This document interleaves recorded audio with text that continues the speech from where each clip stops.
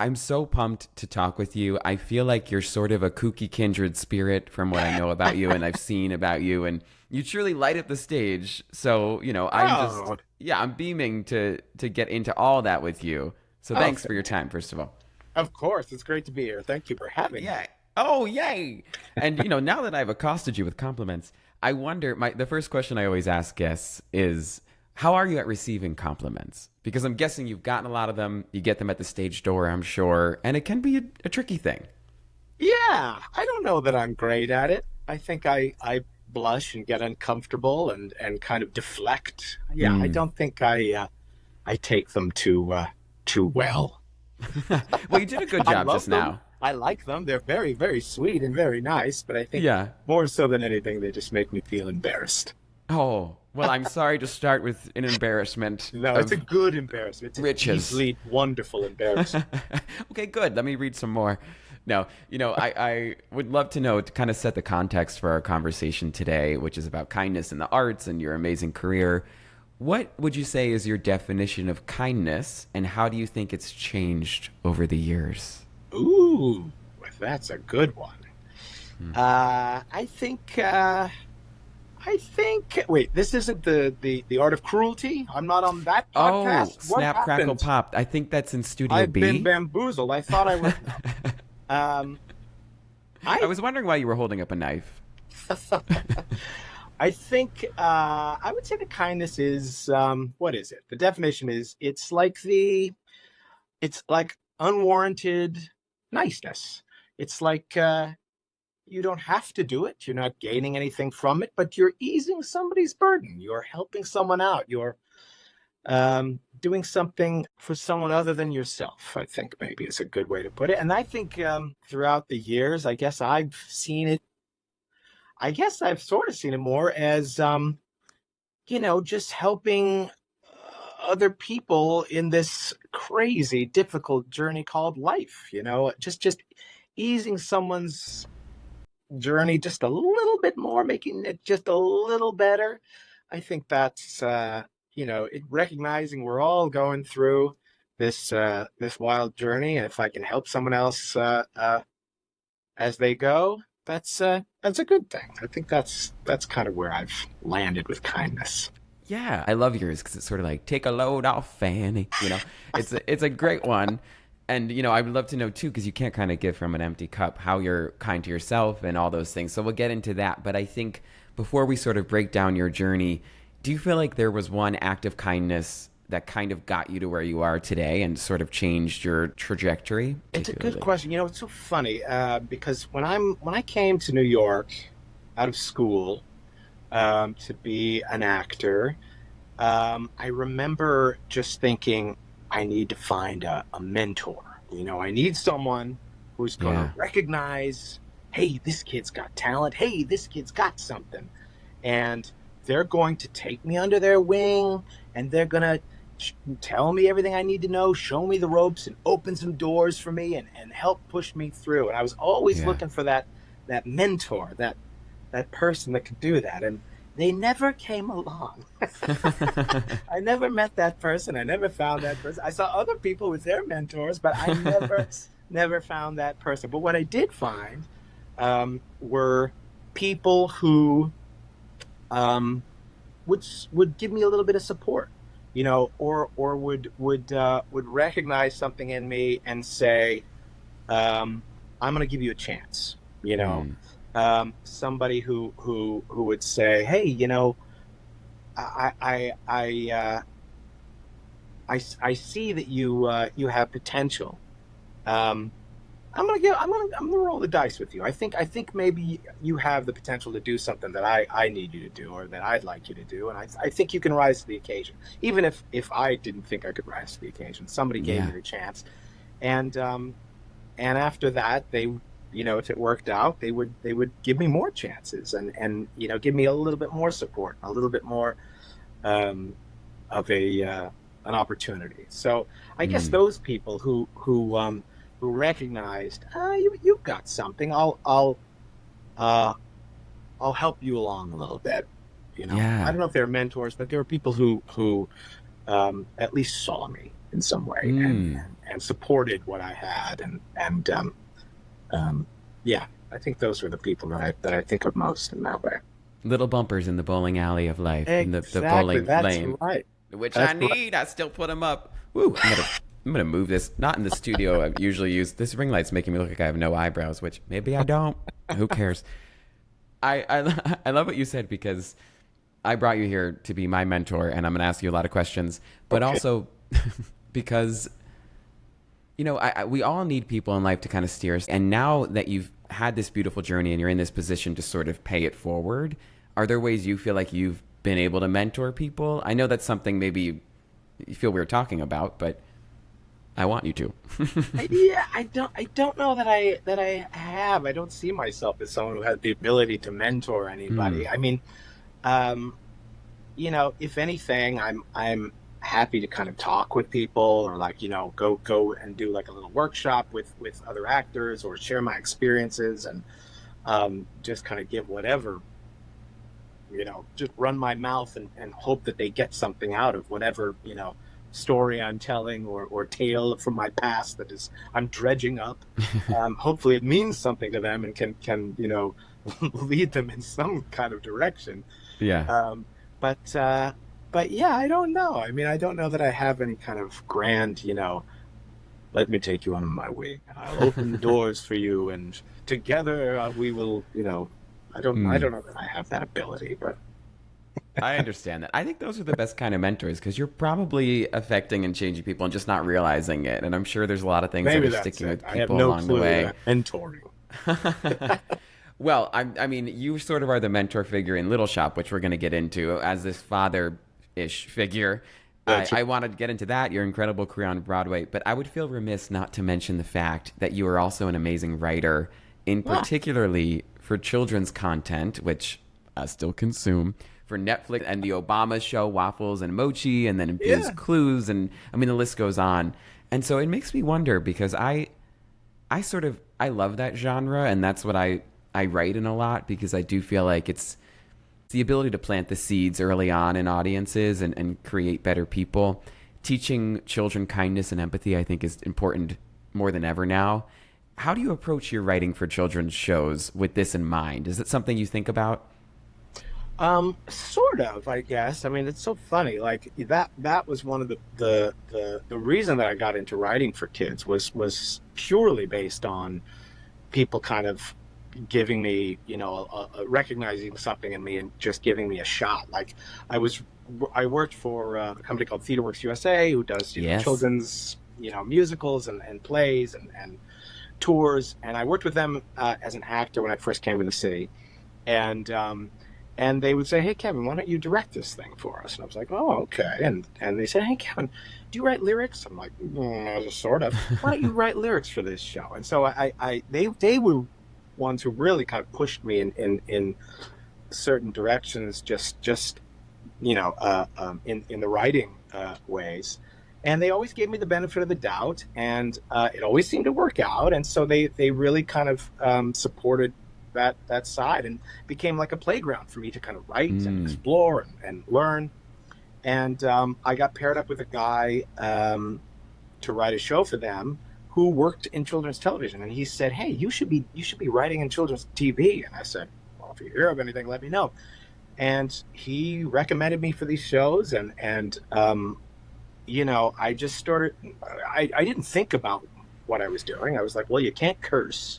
You probably can't, have people die. But other than that, I'll just write what I think is best. But their parents can die. Yes, right. And yeah, that's right. Yeah, like Frozen. But and somehow it worked out. They were like, "You got the right sensibility. You can tell actual, good, clean jokes, and you got a good sense of character." And so I just started, writing for children's television and children's plays and musicals. And I think more so than anything, the thing that surprised me was that I didn't approach them any differently. I thought, like, I'm just going to write a good show. If I understand that it's kind of geared toward a family audience, but I'm going to make it good. And if I like it, then other people will like it. And I'm not going to talk down to the kids. I'm not going to pander to them. I need to enjoy this as much as they do. And that has seemed to be the thing that's really been the thing that's carried me along, is that people are like, everybody seems to enjoy this. And so it doesn't seem like it's just for kids or only for kids. It can be an experience that everybody can enjoy. So. Yeah, and that certainly I think translates to you as an actor as well, because you have that glint in your eye, and it's very palpable that you're enjoying yourself and having a good time. You kind of encapsulate that sense of play, which I think is what we all sort of need. And I'm sure it's not always perfect, and you probably have your down days, but every time I've seen you, I'm like, oh, he's having fun, and now I'm having fun, and it just, it's infectious. I'm which usually is great. tired and thinking about my dinner. I'm not. Yeah, I know. In Little Shop one day, I was like, "Oh, he's giving Trader Joe's list right now," but I didn't want to say it. I do want to shout out my friend Jen Weidman, who just directed your show Dogman. So I've heard a lot about it. Yeah, that's so exciting. Dogman was great. Dogman was a really exciting project. For those who don't know, it's like this series of books written by Dave Pilkey, the author of the Captain Underpants books, and kids in elementary school go gaga for these books. Like they are huge, and I had no idea how huge until we started working on this Dogman the musical, and it's amazing. It's so funny. It's about a guy who, like, a cop and his dog, canine companion, and they get blown up in a freak explosion, and to save them they have to sew the dog's head on the cop's body, and he becomes dog. It's so absurd and so ridiculous and hilarious, and it's really fun. It's one of those things where it's like, the grown-ups can enjoy this just as much as the kids. In fact, they'll see a little bit more in it than the kids do. Yeah, that's what's great about those theater work shows. I was just supposed to do their "Don't Let the Pigeon Drive the Bus," and then with Jen, and I couldn't do. I felt so. It was really fun reading it, but then I ended up not being able to do it. But reading the script, I was like, I'm actually cracking up. Like, this is. I want to see this. That's good. And I think that's the sweet spot. Yeah, that is the sweet spot. And I think another sweet spot, let me just have this clunky transition here, was you in, a sweet, some like it hot spot, which you got a Tony nomination for. What? Well-deserved. I immediately saw you and I was like, this is my people. Like, this is my kind of dude.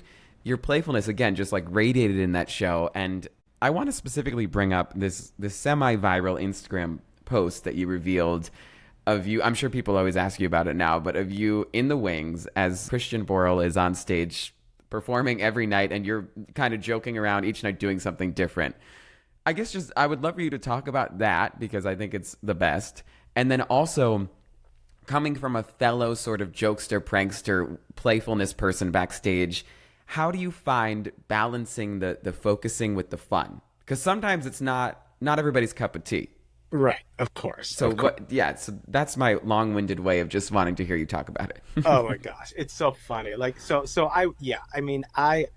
Something Like It Hot. So you saw Something Like It Hot. It was fun. It was laughter. It's like jazz music. I mean, there's no way not to be having a good time and laughing and joking. And it was just such a great experience all around. Everybody involved was great. So much fun, so much hard work, but just so rewarding. And like I said, that kind of fun on stage like spills over into the wings. Like everybody's like, got their little bits off stage, their little jokes, their little, and so when I'd be waiting for my entrance down right, Christian would kind of look over, during this scene. And at first I would just sort of smile back at him. And then, a couple nights later, I'd be smiling and waving and, soon I'm like, I've got a laundry basket on my back and I'm pretending to be a turtle on the ground, and like we just go from there. And so, it just like kind of ballooned into this little tiny moment that like every time he looked over there, I'd be doing something. And then he'd walk by and critique whatever I did. Like, oh, you really got me tonight. Oh, very good. Oh, blah, blah. Did you get him some nights? Like, did he ever really break? No, not yet. I mean, he, the closest that I had. Luckily, the moment, could withstand a little, guffaw, And so I knew if I got that, I was like, ooh, that's gold, good. But So more so than anything, I've known Christian for a long time. We appeared in Starcatcher together, and I just knew that he would appreciate whatever I was doing over there to whatever ridiculousness was happening. Yes. And so we kind of have that rapport, and I because some people have said, "Oh, it's so unprofessional what you were doing over there," and I can't believe that happened. And I was like, No. yes, it was unprofessional, but in my defense, during a long run of a show, these things happen. Like these things are, just what the monotony and the doing the same thing over and over and over. You're always looking for something that will bring a spark of newness and flavor and excitement and fun to it. Like you said, we're playing on stage, and when that sense of play dies, so does the show. So keeping that spark of play alive was I guess unconsciously part of what was happening on stage as well. It's necessary. And it was fun. But I have to say, the balance really is, because I'm a writer, and I'm always the one that's like, guys, stop messing around. It's getting in the way of the show.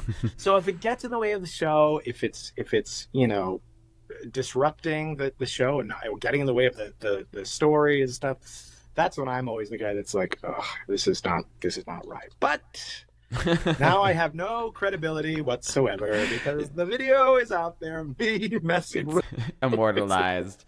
I actually don't think it's unprofessional. I think it's unprofessional with how you defined it. If you're disrupting things and the person receiving it isn't feeling it and you're ruining their process. But if both parties are on board, which it sounds like, I mean, I've talked to Adriana on here, I had Jay on here. They all said it was so playful throughout the whole run. And from what I heard, Christian kind of was like the biggest culprit of that.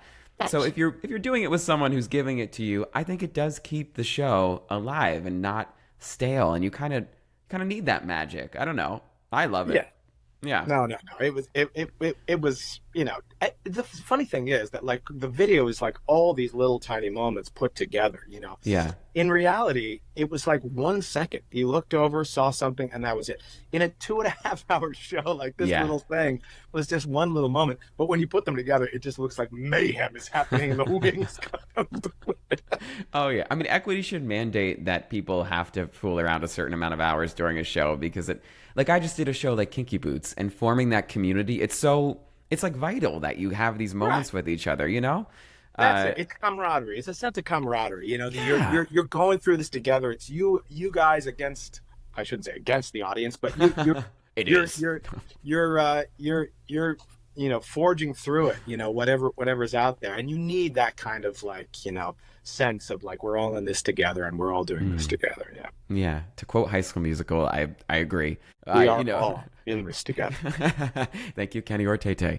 I know I like to say Ortete or, Keveve. I don't know. I'm also curious, on I guess a more slightly serious note, having the title before your name, Tony-nominee now, is that an accolade that you feel like changed the way, I know it changes things in the industry in general, but is it something you feel like changed the way you see yourself as a performer? Do you put a lot of weight into that? Not really. I mean, okay. It's so funny. Awards are fun, and they're kind of great, just the excitement of them and stuff. But at the end of the day, they're kind of subjective, and who knows how these things actually play out. But they're great to have on the resume, and they when I die, I'm sure they'll say Tony-nominee, just kick the bucket, But it doesn't change how I look at myself. But it's I've learned in this business, if you have any kind of point of reference for the world, that's everything. When I was just a nobody actor and a nobody writer, just writing things, shows downtown and doing a show in the Fringe, a producer saw it and said, hey, I think you'd be good for this, writing this musical I'm working on called Altar Boyz. And I got the job. It ran off-Broadway for nearly 5 years. And suddenly I was just not this guy who, just some writer. I was the guy who wrote Altar Boyz. And having that little point of reference where people are like, oh, I know Altar Boyz. Even if they hadn't seen the show, they were like, oh, I've heard of it. oh. Yeah. So having any kind of like, thing that people can point to and, figure out who you are, at least in some sort of way, is always kind of helpful. And I feel like having that little Tony-nominee before my name now is just another helpful little, legend map, kind of way for people to go like, oh, okay, I think I have a sense of who this guy is now. It's kind of great advice, honestly, because as performers on the business end, I mean, people say make goals for yourself, but a lot of us don't necessarily make these tangible goals. So I think to make one, find a point of reference, find something I can sort of attach myself to, no matter what that is. And if it's a Tony, like right out of the gate, then I hate you. No, I mean, then that's great for you. Lucky bastard. Yes, how dare you? I know this is the art of kindness, but we're changing. So I think that's kind of cool advice. But now, you can also attach yourself to another legendary show. You're in the history books now with Little Shop as Mr. Mushnik. You're killing it, and then you're being killed, honestly. Spoiler alert. How did you approach this iconic role and make it fresh and kind of your own? Oh my gosh. This was a wild experience too, because, the show, I saw it when it first opened with Christian, like, way back before the pandemic, long ago. And I loved it. And I thought like, oh, I love that it's in a small theater again. I love that they're just doing it the way that God intended it be done. and it was just like it's just a gem of a show. And to see it like performed with such great design and great actors and great everything, it was just great. So getting the chance to be in it, I was like, yes, this sounds terrific. But it had been a long time since I'd been put into a show. The show is already going, and so it was a wild experience to just be in rehearsal where you're like, everybody knows my part better than I do. They're all hyper aware of like what this should be, what this is, what this has been. Yeah. And so it was a little strange at first to be like, okay, I got to fit into the mold of what everyone else is doing. The train is left. I'm the new guy trying to fit in. And it's tight too, from what I hear, schedule wise, right? It's pretty. Oh yeah, pretty quick. Absolutely. Yeah. I didn't even get Corbin Bleu was the Seymour when I first went in, and what a gem. I didn't get to perform it with him until the first night I was on. I was like, wow, guess I'll see his performance right in front of me when I'm saying my lines to him. So it was a wild experience, and it's been interesting and fun to find the wiggle room within this kind of little shop machine that's been going on for so long. You start to realize, oh, I can do this, I can do this, oh, my character can do this, oh, this little moment is growing into this. So like a plant, even though they threw me in as a seed, you start to grow and find your space within it. I thought you were gonna say like a good neighbor. No. Kevin is there, but the like a plant analogy, you hit that home, baby. That was great. And you have such great chemistry now with your current employees, we'll say Andrew Barth Feldman and Sarah Hyland, who really blew me away, specifically just the way they kind of brought themselves to the role. And what I loved most about this production is that it's giving you everything you want with Little Shop, but then in these very fresh and surprising ways. Even with Grow For Me, that iconic sort of grow for me, and then dun, dun, dun, dun, dun, dun. There's a long dramatic pause between that. It surprises you at every corner. So what have you loved about working with these two specifically, this Seymour and this Audrey? I love them. I love them both. It's been so fun and so great to be, because we both kind of started at the same time. I was in it just like 2 weeks before they came in, and so we were all sort of new to it, as we went in. And so, it's been fun seeing how we all jumped in. We were all nervous. We were all kind of like, figuring it out. But then, you start to kind of gel. You start to find little moments. You start to play. They're so creative and they're so fun, and Andrew is so quick and so smart with his choices. And because he's younger than me and, smaller than me, shorter, I was like, oh, I can really boss this guy around. This is going to be a good dynamic for Mushnik and Seymour. Oh yeah. And so it's been so much fun to just kind of grow and find it with them, and they're just they're kind of game for anything, which has been great. And approaching it all kind of new, not sort of basing it on like, well, this is the way it's been done, or this is the way it's been done. They are kind of iconic characters. But I think the thing that's been great about this version is that they really sort of approached it like, we're doing it for the first time. And this is, we're going to explore, these characters as if we've never seen this before. There's no history, before. So that's been, I think, the thing that's been fun to see and experience. Yes, it's one of my favorite shows of all time, and I certainly felt that way. I felt like it gave me everything I wanted from the show, and then, like I said, in different and surprising ways, I was sort of laughing or crying or touched, because everyone really is just bringing their authentic vibe to the role. And that's what's fun, too, is that different people keep coming in and out, so that'll keep changing, which is brilliant. Yeah. I also think onstage mishaps are brilliant, and I think this gel and this fun gameness that you've developed with them kind of lends itself to that. Do you have any stories about little mishaps happening that you can share with us from the run? Of Little Shop? Yeah. I don't know that there have been any huge mishaps. I mean, there've been like... That's good. Yeah, I mean, luckily, knock on wood. Because the audience is so close, so I feel like they notice everything. I was pretty close watching, and there was someone behind us who couldn't stop shaking their leg, and the chair the whole time was going, and I was like, Sarah Hyland can definitely hear this as she's belting, but, Oh, yeah. It is amazing. The theater is small enough, but the audience still pretends that we can't see them. They're not, they seem to believe that they're in the dark, and therefore we have no idea what they're doing. And so, yeah, it is fun being kind of like right on top of the audience that way. At the very end, I remember somebody was trying to take a video or something, and Andrew just hit the ground, knocked the phone right out of their hand. And nice. They were, and it was perfect because we were all supposed to be the plant.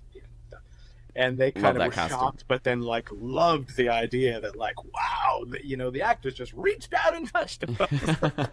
Thank you, Patti LuPone. No, that's awesome. Exactly. It's called for. Yeah, and I think what's fun about this show too is that even when something doesn't quote unquote go wrong, there are these moments that just feel so natural of y'all playing together, even with, you have a bit with the phone that I'm sure kind of varies each night as you're doing that physical comedy, which you're so great at. Oh, the physical comedy is amazing in this show. I'm loving that. No, it's very fun. And that's another thing where it was like, when I went in, they were like, then you should do this bit with the phone. And I was like, bit with the phone? What bit? What are you talking about? And they kind of tried to describe what it was. And I was like, I don't really understand what that is. And they were like, well, just figure it out. Do whatever you want. And I was like, okay. And you do. You're thrown in the water. You got to swim. And so you start to figure out, well, hey, maybe this is what it is. Oh, okay. They're enjoying it. Let's keep going in that direction. So yeah. ET phone home, baby. I'm guessing you don't think of yourself this way just from this conversation, but you are a leader in the theater space. Whether it's directing or writing or performing in a show, people look up to you. Are there certain things that you feel like you do to lead with kindness? Because in these companies, it does stem down from the top. Like y'all set the tone. Yeah. Yeah. I don't know that I consciously do any of that. I'm always just kind of like, we're here to play and have fun. It's if you're not working hard, having fun, and being kind, what's the point? All good things happen because of those three things. If those three things are in place, everything else will find its way. But it's when one of those things breaks down that I'm always like, oh, this isn't going to be the fun that I thought it would. Oh, I know. It does. Yeah, it makes it less fun. And then you're like, I'm just going to put a laundry basket on my head and be a turtle. No. Yeah. But I'll tell you, one of the things is that, you say, oh, you're a leader in the thing. I don't see myself as that at all. Mm-hmm. It is, this is a kind thing that somebody did to me once. I remember in Frozen, we were at some party after one of the shows or something. One of the cast members said, I hope you know how much the company, admires you, looks up to you. And I said, what? I would never in a million years think that. I was like, Yeah. these people seem like they've got it together. They've got their lives. They don't, give two craps about me. Like, I would never think that they would think that. And she was like, no, they people really respect you and really, admire what you do and what you bring to the stage. That's a small act of kindness. That was something that I thought, wow, she didn't have to say any of that. She's not gaining anything from that. But to me, that was like a little insight into, wow, like it's just a little breath of air to make you think like, oh, good. I'm glad that there are people behind me, and A little breath. I like that. Those little moments, I think, are always the things that they're small, but I think they keep you sort of thinking like, okay, that I'm amongst people who believe in me, and you don't always hear that, but because people don't always say it, but when they do, it's good. It's nice. Well, people say it behind the scenes too, Kevin. From what I know, we have mutual friends that have confirmed it. I have been pitched you at least 3 times for this podcast as a kind person, and I'm glad we could make it work now. Like the show team of Some Like It Hot mentioned you, but I talked to Adriana, and then the scheduling wise I couldn't do it. But people think you're an ideal guest for this because you have this beautiful reputation. So I can confirm my lies have taken root. Yes. My fingers are crossed right now. Don't look down. No, I can confirm it. Speaking about acts of kindness, are there any that stand out to you from this run of Little Shop between your co-stars? Has anyone done anything particularly kind that sort of, lifted you up? I will say this company is really, really kind and supportive, and it's been running for how long now? I guess like 5 years or something like that, or like it's been going for a while and stopped during the pandemic, but then it picked right back up. And so there are people who have been in the show for years and are still there. And, it's intimidating to come in when you're like, I'm the new guy and I don't know, whether I'm going to stack up with other people who have done this role or whether I'm doing something wrong, or you guys are thinking like, get a load of what he's doing out there, But nothing could be further from the truth. That they're such a welcoming, supportive group. They've got all these little rituals from all of these years doing it. They chant people's names when they go on stage. I love that. They there's just so many things that they have in place that they kind of bring you into, and you just feel like you belong, like right away. So it's a real testament to the people involved. The people involved are really kind and really sweet and talented and all of that stuff. But they've all got a really good heart, and that's what's made the experience really really worthwhile. I see why they stick around for years, because it's a good place. Yeah, it's the people, not the plants. The plants are doing evil things over there. Feed the people, not the plants. We don't condone it. Another space you're going to be welcome to very shortly is Yellowface, which you have coming up on Broadway. I'm so excited about this comedy. I'm sure you can't tell it's too much, but what are you most excited about for that one? I don't know, to tell you the truth. This is a big unknown to me because this kind of came to me out of the blue. It was just an offer given to me. I didn't have to audition, and I thought, that's nice. This is I could get used to this.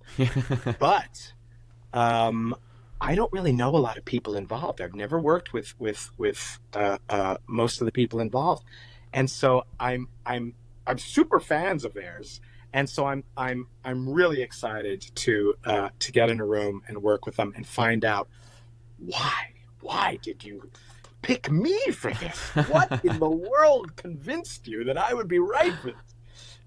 No, I'm super thrilled. It seems like it's going to be it's a great play, and I've been such an admirer of David's work, and so I'm super excited to be involved. I'm super excited to see it. With all we've kind of talked about today and looking at your career, I really admire how much of a hustler you are. You really read to me as a hustler because you do so many things and you have that persistence, which it's like a necessary ingredient in this business, at least to stick around. like most of us, I also know you've had those sort of moments of self-doubt, just from what I've heard you talk about in interviews. How are you, not to sound too hokey, but I will. How are you sort of kind to yourself in those moments, and how do you find the strength to kind of keep going on those days when you're like, what am I doing? And hopefully you don't experience that anymore, but Oh, I do. Oh, I definitely do. Absolutely. Nothing but. Oh, okay. Thanks. Yes. Now, the days of self-doubt and the days of second guessing and the, imposter syndrome, all those things never go away. They're always there. And maybe that's why the hustling is a constant thing. But more so than anything, I think it's for me,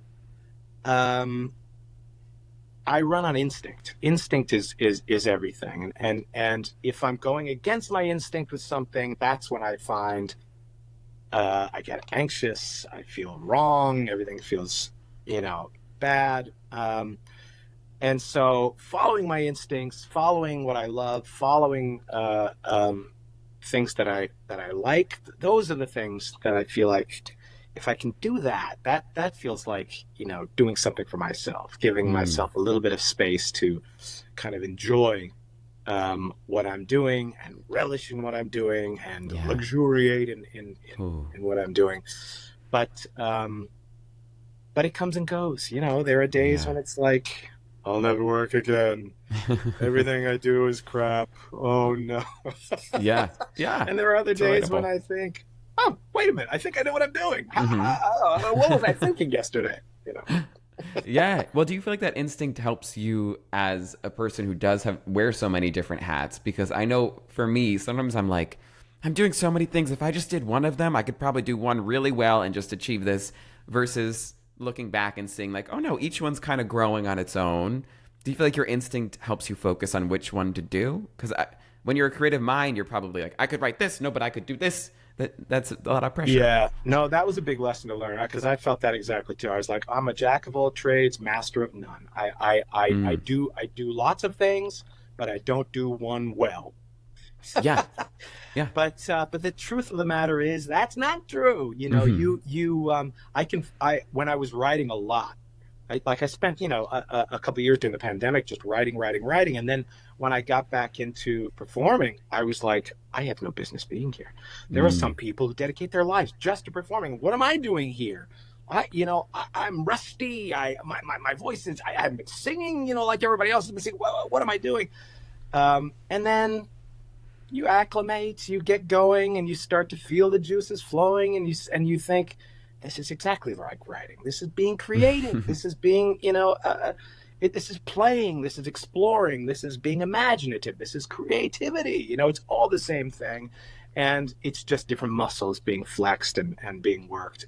But it comes from the same well. That's what I've learned, is that it's all from this creative well. And if you can tap into that, you can use it to different advantages. Yeah. Well, that's very helpful on a personal note. I'm going to write that down and stick it on my forehead. Really quickly, though, we do have a surprise game if you're down to play. What? Oh, he left. Yes. It's called the compliment game. And basically, I reached out to someone in your life for a loving statement about you. I'm going to read it to you, and then you have to guess who said it. Okay, and I have a cheesy theme song that honestly I really need to redo, but I'm gonna insert it right here. Please. Everyone is beautiful in their own way. It's the compliment game on the AOK. It's the compliment game. Bump. Yay! That's so painful to listen to live. No, that set it up perfectly. Thank you. Well, I should have made a new one because that one's old, but also because I'm calling this one "Feed Me Compliments." And I can't feed the plants, but I will feed you compliments from some of your co-stars. So that's a hint right off the bat. Okay. I'll say you get like 3 guesses for... You actually have 2, which also speaks to how kind you are. So you get 3 guesses. You can ask me yes or no questions. I really don't know anything, but I'll try and help you. Okay. Here's your first one. Oh, I almost said who it was from. Okay. My favorite thing about Kevin is how loudly he buttons his ghillie suit backstage during Audrey's final moments before death. Can I just guess? Yeah, you can jump in. Okay, this is one of the urchins. Yes? Yeah. Yes. It's down to one of two. It's either Khadijah or Tiffany. I'm gonna guess it's Khadijah. Nope. Oh, it's Tiffany. It is Tiffany, though. You got it. I mean, you got it basically on the first try. Yes, Tiffany. Woo, you did it. Can I do a little? Yeah. Thank you. Okay. I'm having too much fun with this soundboard. It's a new feature, but I shouldn't have access to it. Great job, Tiffany. We love Tiffany. Let's give Tiffany some love. What do you love about working with Tiffany? Do you have anything to shout out there? No. They're all super talented. I mean, it's just amazing to be on stage and just hear them wailing. Oh, yeah. They sing so much in this show, and they sing it so well and so amazingly. And then they come backstage and they do all these ridiculous little bits when they're singing, offstage vocals. It's so fun. It's so fun. Yeah, they're all terrific. That's so fun. And they keep growing throughout the show. Like, they keep topping themselves and just getting better throughout the show. And you're like, oh my gosh, how are you doing that? Okay, we have another one. This one, I asked for short statements with little hints. So that's why they're a little short. Gotcha. Here's your second one. I'll read this to you. This one's like in code. Okay. Hell of a Scarface. No pang for salsa. No pang for salsa? Yeah. Unless pang. Unless it was a typo. I don't know. Hell of a Scarface. No pang for salsa? Yeah.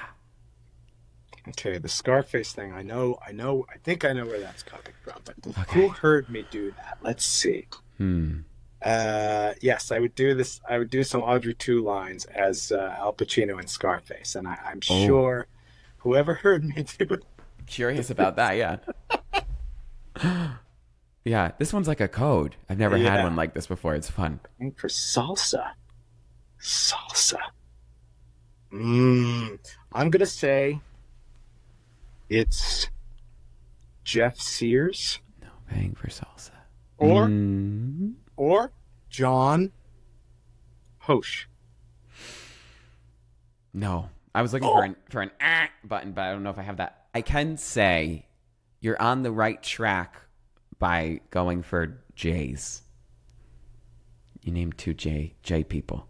Another J. Oh, it's James. It's James, yeah. Woo! James!